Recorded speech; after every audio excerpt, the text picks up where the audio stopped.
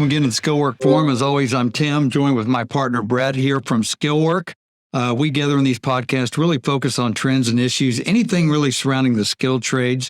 And today, we're very excited and honored to have a special guest join us, Mr. Ken Rusk, who really is kind of a picture, if you will, of what we're all about here. Somebody who started at the very bottom of a blue-collar job, literally digging ditches, and he worked his way up through with an entrepreneurial spirit, really the spirit that built America. And from that, he's parlayed that into successful businesses, but more importantly now, a passion for helping other people come up through the ranks, so to speak, to be able to apply their God-given gifts and talents from something that, a lot of people consider pigeonholed into a job, a career that really doesn't have honor.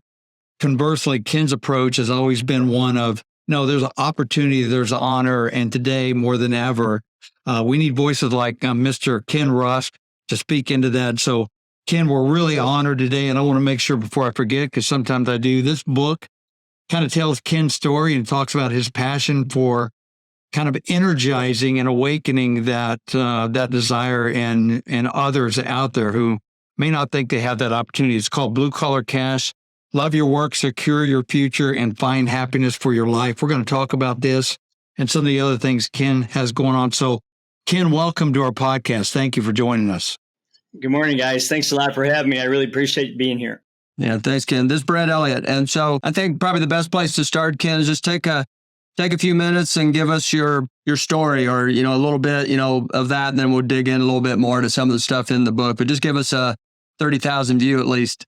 It started young. I mean, I was 15 years old. I was going to high school, and my high school shared a fence with an industrial park. And after school, we would cut through a well-worn hole in that fence and cut through that industrial park, and we'd go to the corner carry out and just hang out like kids did back in the day. And I just remember going through this industrial park, and there was a lot of energy, a lot of things that young guys liked. There was, equipment and dump trucks and backhoes and, people milling all around and a lot of energy and whatnot. And I just remember thinking, okay, well, I had some part-time jobs. I did everything, from papers to work at a bakery, part-time at a bowling alley, all kinds of things. And I thought, what, I'm going to, kind of get into the workforce here. So I went to the one company and said, what do you do here? And they said, well, we basically dig ditches. Okay. We fix old, wet, smelly basements. And I'm like, okay, I think I'm qualified for that.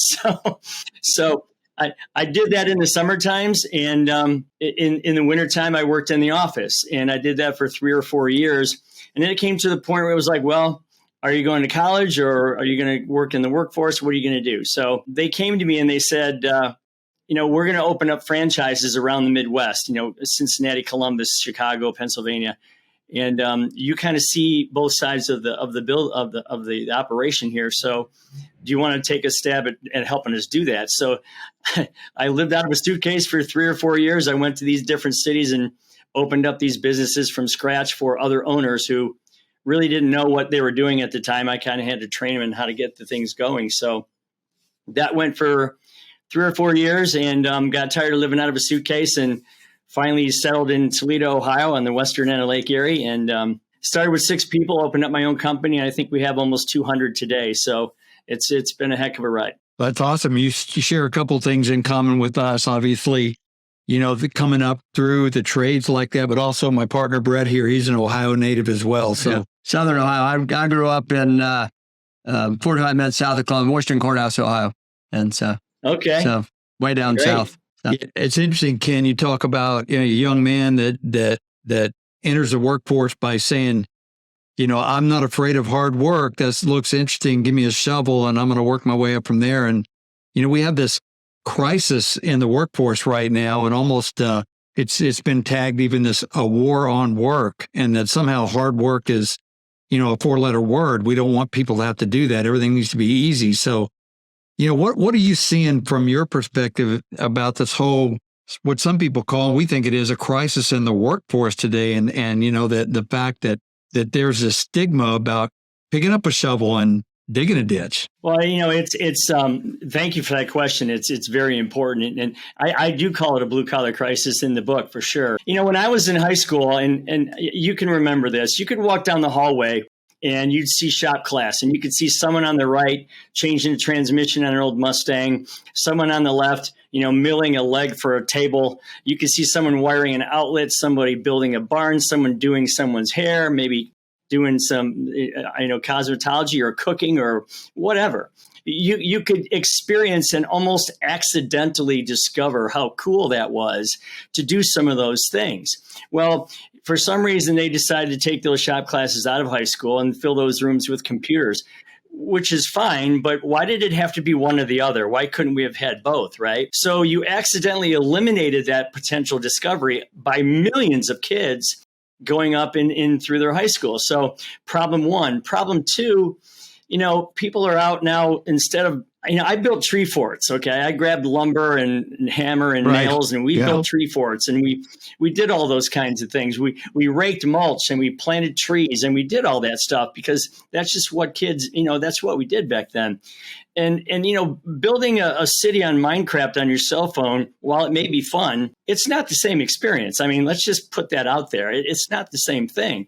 So you've got those two things going on. And then the third one is a little more problematic, and that is that colleges have put themselves in position to teach teachers and to teach guidance counselors and even parents that if you don't come through us, your kid's going to amount to nothing. I mean, they're going to be, working at fast food for the rest of their life. That has never been true in the history of our company. It isn't true now, and it's certainly going to be even more untrue as we go forward with how the supply of new workers is coming in. So, I see this as kind of like the perfect storm working against, the natural discovery of how cool it is to build a house or to build an outdoor kitchen or whatever it might be that you do.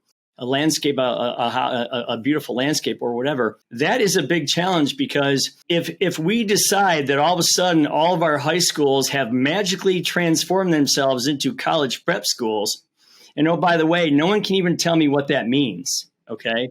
You're having a situation where a potential carpenter, plumber, hairdresser, whatever, is walking those hallways at 15, 16 years of age thinking, am I stigmatized because I don't want to do that? Am I walking these hallways and am I not like everybody else because I want to go do something with my hands? That's a problem. So for me, and again, I'm not anti-college. I mean, if you're going to come at me with a knife to operate on my shoulder so I can get back out on the golf course, I want you to know everything there is to know about the operation of a scalpel before you hit me with it. Same thing that happens with architecture, engineering, teaching, whatever. So those are specific ideas and reasons that you would need to get a degree. But yeah, I think that's where all this stigma comes from. It's sad because for the most part, you have people out there that are thinking, well, that's now my only path. And yet they would have been really good working with their hands doing something. The good news is, where supply is low and demand is high, that's where the money goes. And that is certainly what you're seeing now. Yeah, for sure. So no, that's great, Ken. We, it resonates, I got pretty involved in our local school board here. My kids in the school board that I'm part of they're definitely a college prep high school, or at least they think they are. And so, but it's interesting, the conversations with the parents, little by little, you're starting to get, what the three of us are talking about today. They're going, hey, we need to create the best opportunity for every kid, not one opportunity. And so we're seeing that. So, but based on that, you kind of said it there at the end. Because of this, obviously, we all know, we all hear the stats. You got, for every 5 baby boomer that's leaving the trade space, you got 2 coming behind them. Obviously, we're creating this huge, this gap, this vacuum. So, talk about for a minute, if you would, kind of, the opportunities. So for those that are willing to buck the system or buck the stigma and go like you did. We believe, more so than ever, there's more opportunities in the trades than there's ever been, versus, right now we all know, 42% of kids that do complete a 4-year college degree aren't even working they're working in a job that would not have required a college degree. So talk about the opportunities in the trades a little bit. Well, one of the things that I think people don't quite understand is, I always talk about the ability to control your destiny, your future, right? So when you're working out in the field, when you're working with your hands, you get to control your input. You get to control, therefore, your output and the quality of that output. You get to control typically your day, your schedule, your time. You get to control the quality of your work as it relates to the feedback from the customer. And because of all that, you get to control by a long shot, you get to control your financial gain. Okay. I just don't think you get that from being in the 15th floor in some cubicle selling medical supplies. And that's just me. Right. So, but the other thing I think that people need to understand is I think you need to walk away after a hard day's of work with some value and some sense of accomplishment. And I got to tell you, when I worked landscaping when I was younger, we did these huge projects for these big houses and the budgets were big and it was so much fun. At the end of the day, we would all stand back and look at what we did. We created that waterfall and we would create that pond and we would create the pine trees and the boulders and the mulch and the flowers. And we would stand back on our shovel and drink our pop or whatever we had and say, wow, we did that. We created that. That will stand the test of time. And I think that's like the unsung hero of this whole thing. People don't quite get when you accomplish something like that, there's an enormous sense of value that comes from that. And I think I'm standing at a party and there's 5 or 6 parents and, well, my son's going to Cornell and my son's going to Ohio State and my daughter's going to wherever, and well, what about his son? What's he doing? Well, he's just going to be a plumber. Okay, well, I know that plumber and now he's got 6 vans, 12 employees, and he's making an absolute killing. So is the end game a highly educated child, or is the end game a happy, independent, financially sound child? Okay, I think that's what we need to get back to. That's why that stigma is going to take some time to undo. But as you just said, for the contrarian thinker, for someone, everyone's going this way, so guess what? I'm going to go that way. If you decide to do what other people aren't willing to do, you're going to make a great living doing that. Yeah, those are great points, and we did a podcast recently. It's beginning to be talked about a little bit more, Ken. It's this, some estimates up to 10 million male workers between the ages of like 24 to 50, early 50s, are completely not even looking for work. So they're not even considered in the unemployment figures. They've somehow checked out. They're trying to figure out, the question is why? And I think a big part of it is this COVID definitely didn't help. It exacerbated the idea, but recently, we listened to some thought leaders on this, and the idea is that they've lost a little bit of hope, that they've been told you're not critical. During COVID, there was a whole group of people that were told you're not critical. And then the other thing is anything other than a job that has a 4-year degree and, you got a LinkedIn profile doesn't matter. So I think there's this whole swath of our population out there that's just sitting on the sidelines, spending literally up to 40 hours a week in front of a screen, wasting their God-given potential. So, I mean, the stigma runs deeper than I think we even realize. Well, yeah. And, I think for me, and that's part of the reason that I wrote the book, because one of the things that I start off with is, are you going to let life happen to you, or are you going to happen to your own life, right? They're completely two different things. A lot of times we have this path where it's if-then scenario, and everyone tells us, society tells us this is how it has to go. If you go to high school and if you get good grades and if you get a scholarship and if you go to college and if you get that college degree and if that college degree gets you a job that pays well, then you can start living your life. Well, that's kind of backwards in my opinion. I want to know what the then looks like now. I would like to design what my life looks like today in as many clear-cut, concise, custom aspects that I possibly can. Draw it out, put it on the wall, get it in front of me. Because once you do that, then it gives you almost the initiative or the entrepreneurial drive. And again, entrepreneurship is nothing more than a collection of characteristics, which we all have. We just need a reason why. So to those millions of people that are sitting on the sidelines, I would say, what's in it for you to live? Like, what's your life going to look like for you? What do you want out of life? Let's figure out what that is first, because if you do, and that lights a fire in you, then there's a million ways to go get those things. You just have to get off the couch and start. Yeah, no, it's very true. Well, it's like you said something about like going to the graduation party and figuring out where all the kids. I think it's Charlie Kirk's statement, but it's we've got to, and not in a condescending way, but in a truthful way. We need to be asking kids not where are you going to college, but why are you going to college?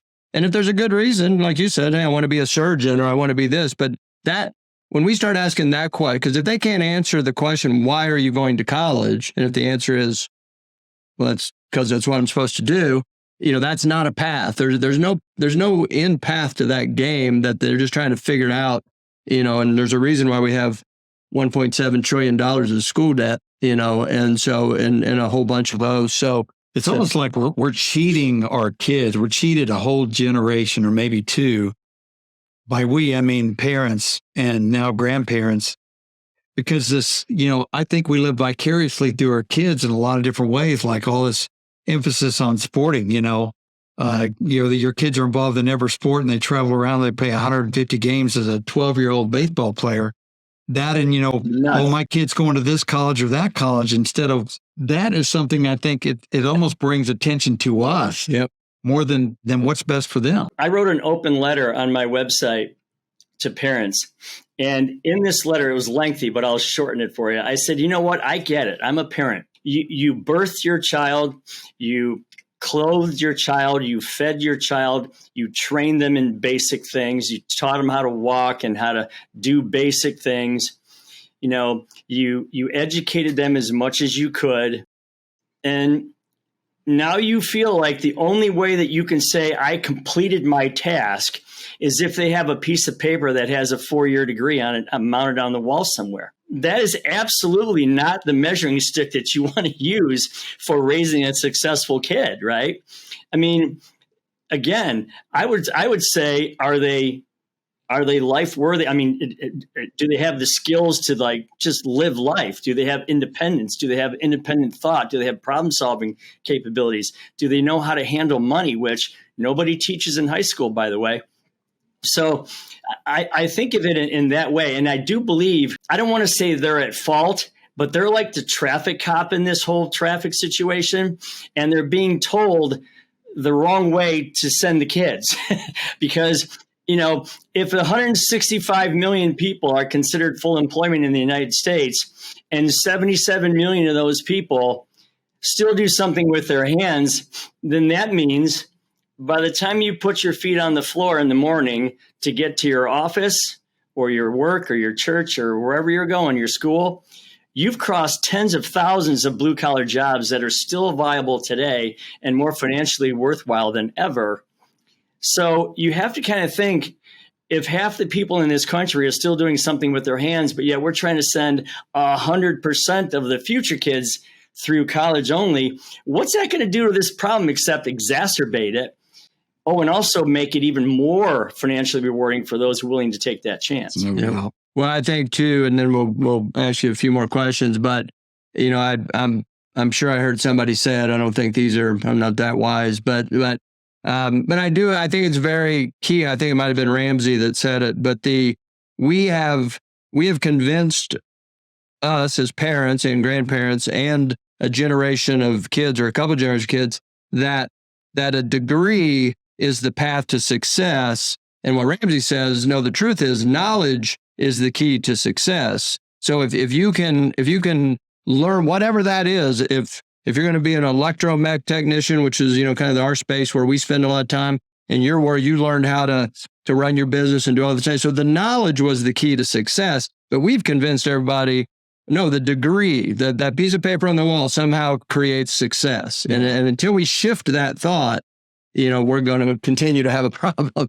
Well, I can tell you, nobody ever rolled up into my driveway and saw the things that I've accomplished for myself and said, hey, what degree do you have? I mean, that's never happened. Okay. They might ask you, wow, Ken, how'd you grind this life out? And I'm happy to share that story with them. But yeah, it's not about that piece of paper. No, by the way, you said it earlier. How about the fact that only 35% of the people ever use their degree that they earned in college? I mean, that's a wholly inefficient system, if you ask me. Now, if you're going there to learn how to party and play beer pong and do all that kind of stuff, yeah, I have at it, right? One of the impetuses for me writing this book was I had taken my car in to get fixed, and they had to rip the dashboard out. It was going to be like a 2-week thing. So they had me rent a car down the street. So I walked in this rent-a-car place. Here comes this kid from behind the desk. He's got a 3-piece suit on, and each piece was from a different suit, but he was trying. I mean, he was really trying, right? So I said to him, tell me your story. And he told me the whole story. And he goes, I really wanted to be a carpenter, but my parents told me I had to go to school. So now I have 80 grand in debt. I'm making 26,000 a year at this car place. I'm going to be paying on that debt forever. And this is what killed me. When do I get to start my life is what he asked me. Oh. Yeah. I mean, it just knocked me out at the knees because he's the victim of the very thing we're talking about right now. He didn't have any specific reason for going. He had no job prospects when he came out. But somewhere there's a parent saying, yeah, he graduated. Really? Is that the measuring stick we want to use? Yeah, it was good. Yeah, I get it. Kind of a similar story. So last year, maybe 18 months ago or so, I had something that required a skilled trade. So the interior of my truck, the headliner started falling down, separating. I wanted to get it fixed. So I said, well, I'll just find a auto upholstery shop, easy peasy, and I'll get a schedule and get it done next week. So I called it around, and soon I figured out that there weren't hardly any. As a matter of fact, there was one, and we live in a pretty good sized city here.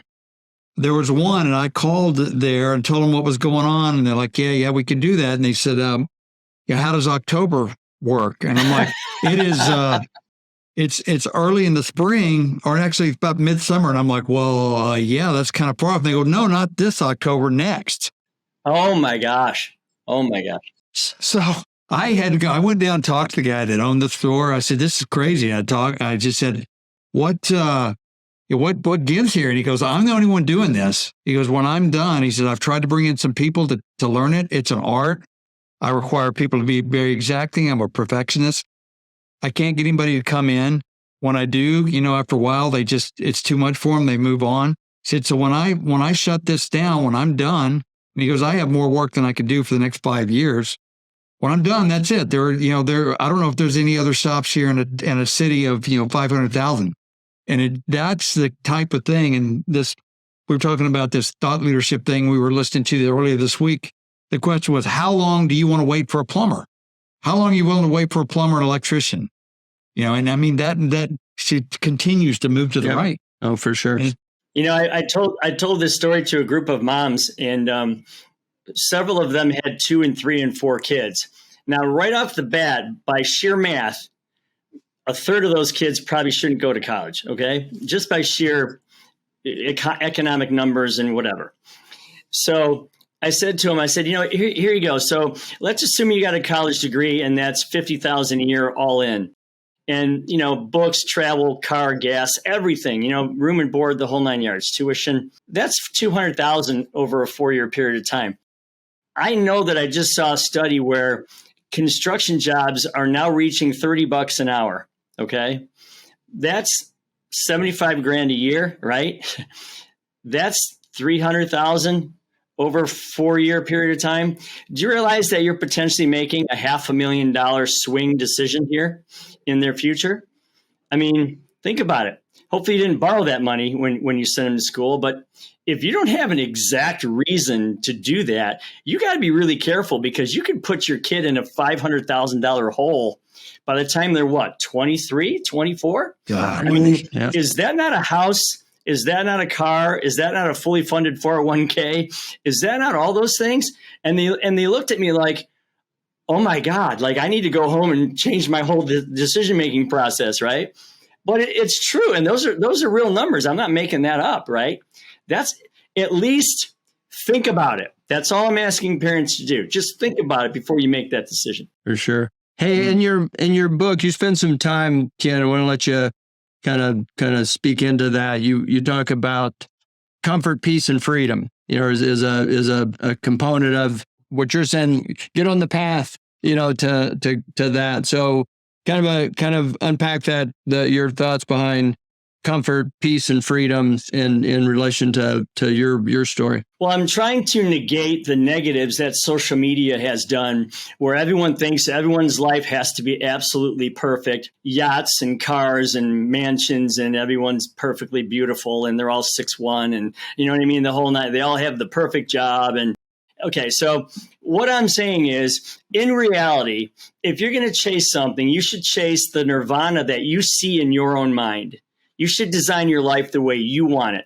Like, if I could live like that, that would be cool. So what is that? Well, that is, what kind of house would I like to live in? What kind of car would I like to drive? What kind of pet would I like to have? A dog or a cat? What color? What would you name it? What kind of vacations would I like to take? What would be my charity moment that I would like to exercise, or my spiritual moment that I would like to do?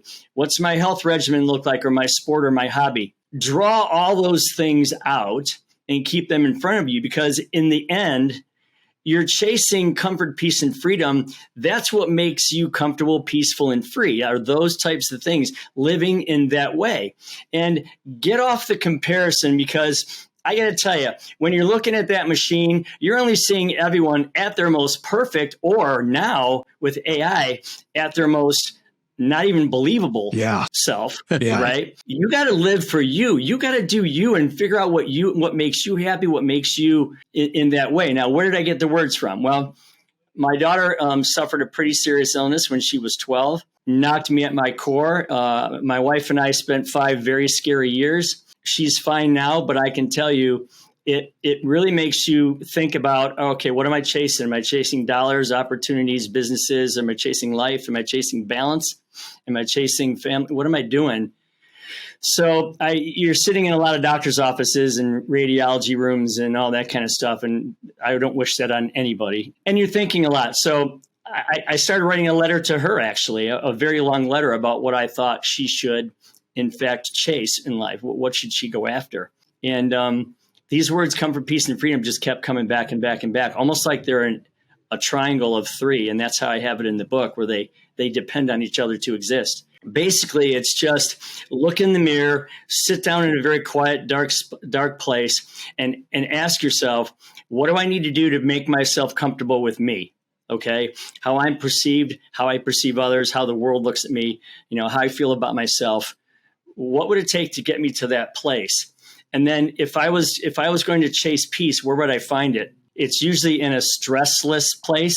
So what stressors can I get rid of? What emotions can I choose to get out of my head and refill with the right positive emotions? Because finally, if you do those 2 things, you'll approach freedom. And when is the last time any one of us had enough freedom that we could be really spontaneous? Like, I'm going to walk my dog in the park, or I'm going to park the minivan, okay, and I'm going to do something different. I'm going to maybe take my grandmother out to lunch, or I'm going to call an old friend, or tell somebody that I love them, or maybe go to church and really get serious about who I am. I think those are 3 words that are really, really, they what they do is they eliminate all of the glitz and glimmer and paint and noise and sound of all that, all the stuff that maybe we shouldn't be chasing. The book surrounds those 3 words, and it helps you to find them. And I hope it works. It's worked for me, and it's worked for a lot of people here, that's for sure. So that's cool. Yeah, I love that. And especially the idea of freedom. And as I think about some of our previous conversation here, that, we basically are removing freedom and putting shackles on our kids at a very young age, whether it's, they don't have free time anymore. And I talked about the, summertime sports activities, because our grandkids are in the middle of that now, to the freedom just to run around and build a fort like you did. I mean, we did it all the time. And, create games and do things like that. They're shackled to practice and to the tournament. And then it's to AP classes, and it's to, I got to go to college, and then they're shackled by debt. I mean, the freedom is kind of becoming more and more elusive in our culture. And I love your approach to, establishing a vision for what you want in the future, and then lay out a course to do it. And in your book, you talk about these steps of setting goals. And I know you do a lot of one-on-one mentoring and working with people, because, it does take a little bit of mentoring and hand-holding to to be able to try to instill this or give people some framework to be able to do that. So they're not shackled. They do have freedom. What does that approach look like that you talk about? Well, so many times you hear people say, you should have a goal. Let's set a goal. All right, everyone, let's make a goal. Okay. And it's probably one of the most overused words in the English language, to the point now where you don't even know what it means anymore. And I can prove the point by saying, if I gave you a crayon and some paper and said, draw a goal, what would you do? Like, what would you draw? Your only choice would be like maybe in a hockey rink or on a soccer field or something like that. You would draw the goal, right? Well, a goal is nothing more than just a path to getting somewhere, to getting something. So when I think of goals, I think of let's get serious and let's get mechanical and let's get the nuts and bolts of doing this, because all the PhDs out there and everyone with all these letters after their name, all they want to do is they want to give you this superfluous kind of surface. You should do this. But they never really get to the nuts and bolts of it. And that's what I really wanted to do with this book by keeping it simple. So I think the first thing is, of the 5 steps, you have to congratulate yourself that you're now somebody that most people aren't. And what I mean by that is you're now thinking differently because you're thinking about being selfish for a change. And I don't mean selfish at the detriment of others. I mean selfish, focusing on you. So congratulate yourself that you're in a new place, almost like a non-smoker or a smoker who quit says, you know what? I identify as a non-smoker. I'm just not a smoker anymore. That's it. I'm done. And they just quit. So congratulate yourself because now you're thinking differently. Then you have to pick something that you're going to go after. And this is where you got to be careful because you got to really want this. Whatever it is, you have to have pictures of it. You have to colorize it, draw it, make it clear, concise, custom to you. Set the goal, what you want it to be. The third step is where I think we differ from most people. And that is now you have to create a path to it. Okay, I want to go to Europe to play golf at the home of golf in Scotland. Okay, which I did. I was 22 when I did it. That was about a $5,000 thing. So okay, I can't afford that right now, but I could afford it maybe in 2 or 3 years. So I broke it down. $50 a week. Or I'm sorry, it was about $30 a week. $1,600 a year times 3, $4,800. Yeah, okay, we're going to do that in 3 years. So I built a path to get to that place. And that's where people fail because that path is never clear enough. They never define the steps clear enough. And then the next thing is the step 4 is simple. You just go to your payroll clerk or your mentor or whoever you're using to help you stay on this path and you set it into motion. Okay, I'm going to take that $30 and I'm going to put it into an account that I can't touch. I'm not going to think about it. I'm not even going to try to get after it. It's going to be there. I know for sure I'm going to Scotland in 3 years. That's just what I'm going to do. It's going to happen for sure. And then finally, like anything else, I shared that because when you go to the gym, if there's somebody waiting for you, you're going to go to the gym a lot more often than if nobody's waiting for you at the gym, right? Having a buddy is always important, whether you're losing weight or doing anything. And 15 of my friends all shared that goal with me. And once you know it, 3 years to the day, 16 of us loaded up on a big old plane and went over to Scotland and played golf. It's not rocket science. It's just not. But we just don't teach this to people. And if you can do that with a golf trip, imagine what you could do with saving for a house or saving for a car or funding your 401k or doing all these other things, funding a charity or giving to the church, whatever. Living a life of anticipation is what it's all about. And all those goal settings are nothing more than paths that we walk, which are nothing more than anticipations all happening at the same time. And it's just a really cool way to live. And it's great. I love that. And it's not just like you have a single goal for your whole life. You set up, you have many milestones along the way that you're trying to achieve, and you break things up into achievable goals like that. And, I think about what you talked about, Ken. I'm going to go golfing in 3 years. And this idea of delayed gratification, I'm going to work hard today to be able to achieve that goal tomorrow. And, this also kind of gets into the idea that it's a now mentality that I can get on Amazon right now in the middle of this conversation and order something now. Do you have any thoughts about the idea of teaching delayed gratification as part of this process to put it out there and be willing to have the discipline to work towards a goal, not to expect it today? Yeah, absolutely. So every one of us, or at least most of us, has booked a vacation either with ourselves or with our family, right? And when you book a vacation, let's call it spring break, because a lot of people do spring break, right? So you're going to the beach and you're going to Naples, Florida, which is where I go. You're booking it 90 days out typically, right? Because you want to get the plane tickets and all that, hotels, whatever. So now you got your plane ticket, you got your hotel booked. Now you're thinking about the restaurants.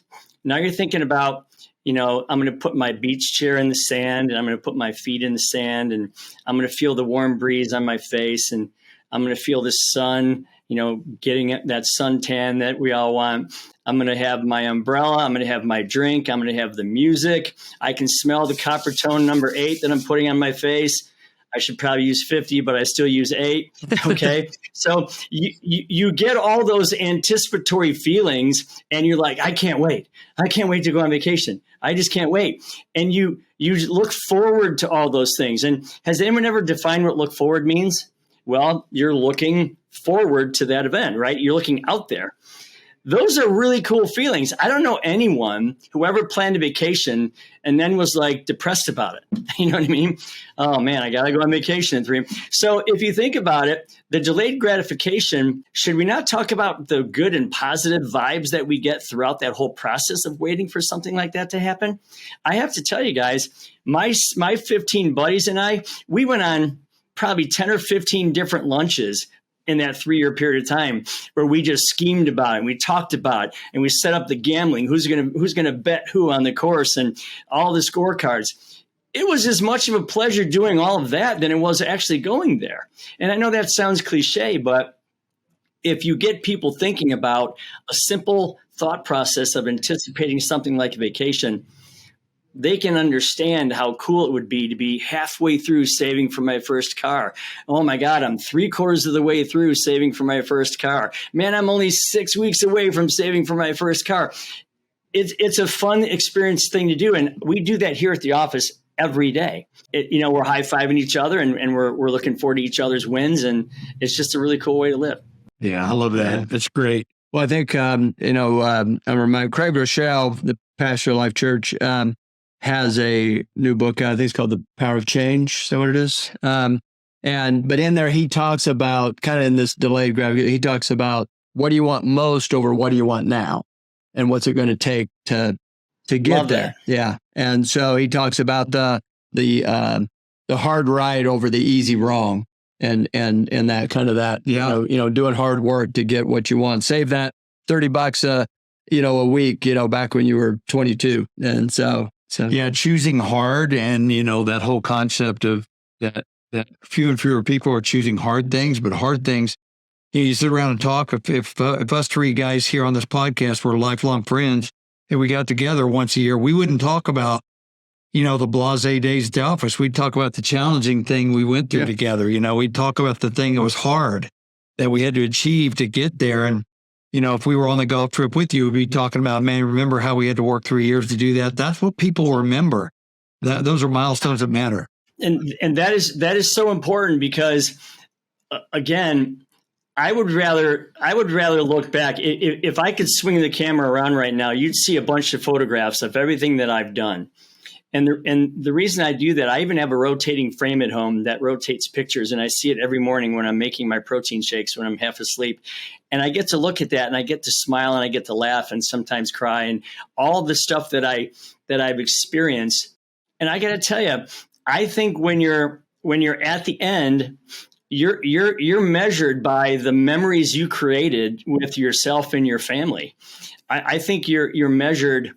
If you look at that, the things you've done to help others, the things you've done to improve other people's lives, and the memories that you've created for yourself in all that process, that's what really matters. And I guess it's the wisdom of us older guys and gals that have to share that with the younger people.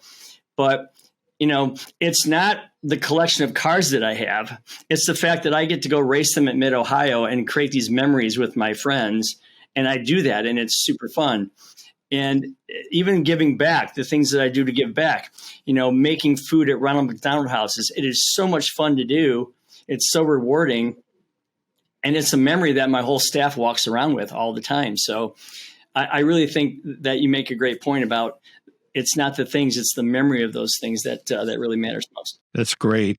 Well, I mean, I think we could talk about this stuff for a long time. I mean, we share equal passions, and it's just been a real privilege for us and blessing to have you on. And I really I'd like other people to be able to take advantage of what, you've been inspired to put together here in this book, Ken, and even maybe what you've developed more recently in terms of how you can apply this in a self-help or a developmental approach that you put together. Can you talk a little bit about kind of what's going on in your world right now with respect to some of these concepts? Well, again, I'm very blessed and I'm very grateful. The book became a bestseller last fall, and it's helped a lot of people. And I didn't think the book would go 10 feet, much less the 10 miles that it's gone. Who wants to listen to a ditch digger talk about life, right? But it really is a blessing. And so, I began to think about, the books people read and how sometimes they end up on a shelf, and are they really helping you, or did you forget what's in them? Okay. Are you taking stuff out of those books and applying it to your life to make yourselves better? Or are they more like just trophies that are sitting on a wall? I read the book. Okay. So I developed a course for people to take the book and to implement it today. I mean, not someday, not tomorrow, but today, to take something of change and make a positive impact in their lives. So it's 8 sessions that are 45 minutes apiece. It gets you thinking a little bit. So I want you to go to a nice quiet place and think about what your future could look like. It really helps to direct what your future is for you, the way you see it. I think, I've seen courses out there for $800, $1,000, $1,500. No, it's not about that. This is $129. You get a free $25 book, Blue Collar Cash, with it. And if you do that, you can also donate one to a friend or a family, loved one, or whoever. And it's kind of cool to take it at the same time, because then you can have not only help yourself, but help somebody else in the process. So kind of my way of giving back, and we donate most of the money to charity anyway. So that's what we're up to now. Well, that's fantastic. I mean, that's very appealing to us. And I really like the idea that it's practical. Kind of aligns with the theme we've been talking about today, that, making something practical and achievable. And I really like that. And we're definitely going to look into it here for our employees and our people here, because our culture extends to our folks here, where we're trying to give them every opportunity to better themselves and, explore all their God-given talents. So that's a really exciting concept. I want to say that giving it and practically giving it away, that you are applying the proceeds to charity, speaks to your character, Ken, and we appreciate that a lot. Yeah. Ken, I just want to say thank you very much for your time today, what you're doing. There's some good voices out there. I think we got to keep the hope going. I don't think we want to look at this and go, hey, well, we've lost this journey. I don't think we have. I think, but we need voices like yours. We need voices like Mike Rowe and Ramsey, and what little bit of voice that Tim and I can throw out there. We try to do that as well, but we definitely align. We'd love to stay in contact, whenever it makes sense with you, and kind of see if all collectively we can kind of shift the thought process of a lot of these, that kid that's sitting in sophomore English right now is trying to figure out what he's going to do with the rest of his life. Hopefully we can have a little impact. Yeah, for sure. Well, if somebody wants to kind of see what I'm up to and wants to get away from all the glitz and the glamour for a change, they can just go. My socials are all at Ken Rusk Official. I have somebody help me do that, because that's not my wheelhouse to do social media stuff. But I have a lot of good videos and good snippets there if people want to go see, and they can see me at kenrusk.com as well. And I agree with you. I was at a junior achievement book signing yesterday. I signed almost 300 books. And I have to tell you, I was very heartened by the kids that I saw. There's some pretty sharp people out there who are getting it figured out, and they know they can learn 2 things from their elders. They can learn what to do, and they can learn what not to do. And it's really cool to see some of the things that some of the attitudes and the opinions that they had yesterday. And I have confidence for the future. I do. We do as well. And this latest generation, they've tagged Gen Z. I think that they are they're hungry, they're open-minded, and they want to learn and they want to grow. So we have a lot of optimism as well. But yeah, we need to do our part, do everything we can to give them a hand up. In this book, I want to give it out there again. And we talk about it a lot today. Strongly encourage anybody who dials in and listens into us on the Skillwork Forum to go give it a listen. Go look up the information Ken gave us on his website. Strongly encourage you to take a look at that course as well. I think that's going to be extremely valuable personally, for your company, for your family. It's all good stuff. And again, Ken, from Brett and I, we want to thank you for joining us on the Skillwork Forum. Grateful for your time, and just pray continued blessings on you and yours. Yes, for sure. God bless you, both of you. And I really appreciate being here. Thanks for the opportunity. You bet, man. Have a great day. Until next time, thanks for joining us on the Skillwork Forum. Appreciate you taking time out of your day to join us, and have a blessed day as well.